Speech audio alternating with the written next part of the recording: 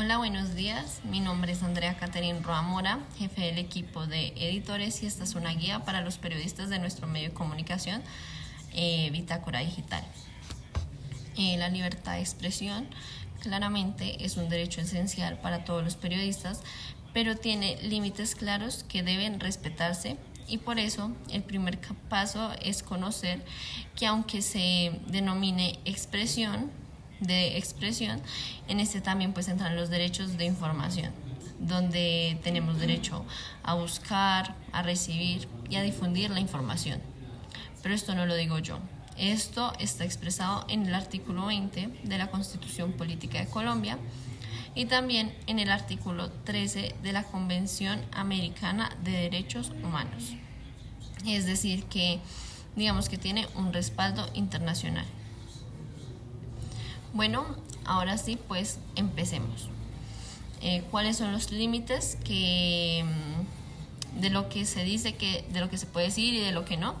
Pues hay tres aspectos desde donde partir. Primero están los discursos prohibidos o discursos de odio, de discriminación o incitación a la violencia.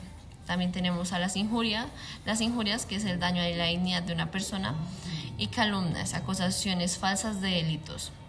Segundo, tenemos la privacidad de honor, no divulgar información personal o privada sin una justificación clara de interés público. Tercero, pues tenemos la veracidad, publicar información solo solo confirmada, basada en hechos verificables. Las opiniones son válidas, pero pues no deben utilizarse para dañar.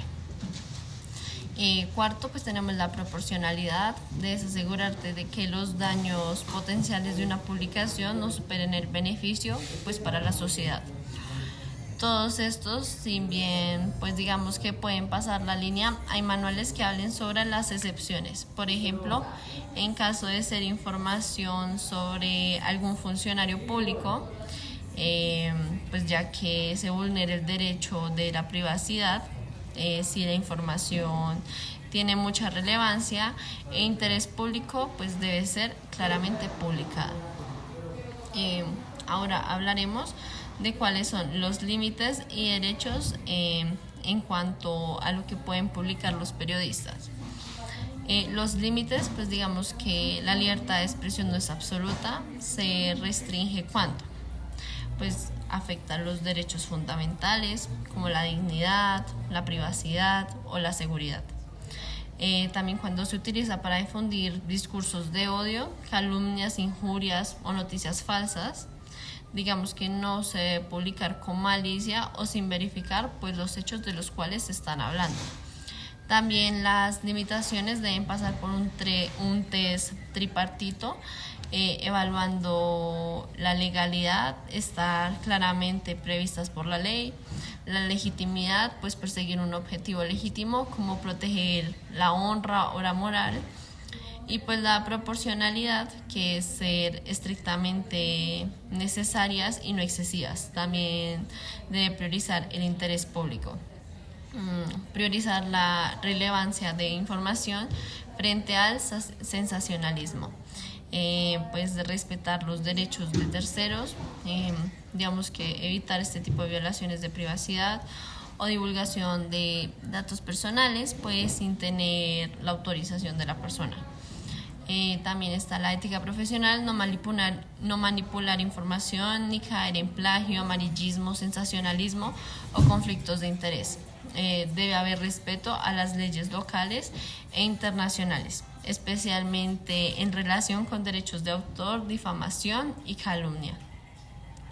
Los periodistas pueden ser responsabilizados legalmente por las consecuencias de lo que se ha publicado si se demuestra que el abuso de la libertad de expresión, digamos que tiene como otra connotación. Tienen derecho a la crítica, a informar sobre actos de funcionarios públicos, debe ser con veracidad y equilibrio. Aunque la Constitución y normativas internacionales protegen la labor de los periodistas frente a censura previa y represalias injustificadas, pues digamos que nosotros como periodistas debemos cumplir con principios de ética y de precisión. Tenemos Entre los derechos que tenemos, pues tenemos el de la libertad de expresión, que es un derecho fundamental y preferente en la democracia, especialmente está protegido en temas de interés público como la política, la corrupción y derechos humanos. Tenemos también que los periodistas tienen una protección reforzada para investigar y publicar sobre asuntos de relevancia social, siempre que pues digamos que se respeten los principios de privacidad y diligencias. Las opiniones están más protegidas que los hechos porque no pueden calificarse como falsas o verdaderas, salvo que digamos que afecten gravemente otros derechos. Pero una vez entendido lo anterior, vamos a lo importante, y es que cuáles son los cuidados que debe tener pues a la hora de publicar una nota. Voy a realizarles una lista en la cual pues digamos que les voy a dar como estas recomendaciones. El primero es verificar la veracidad de los hechos, corroborar fuentes, evitar rumores o información no confirmada. Digamos que también las fuentes son confiables y son múltiples o simplemente está trabajando con una fuente. Es también si la información es verificable con evidencia objetiva. En el segundo pues tenemos respetar los derechos individuales, no publicar información que vulnere la privacidad sin justificación de interés público. También evitar expresiones que constituyan pues calumnias e injurias. Respetar la ética periodística. La nota pues evita juicios de valor innecesarios.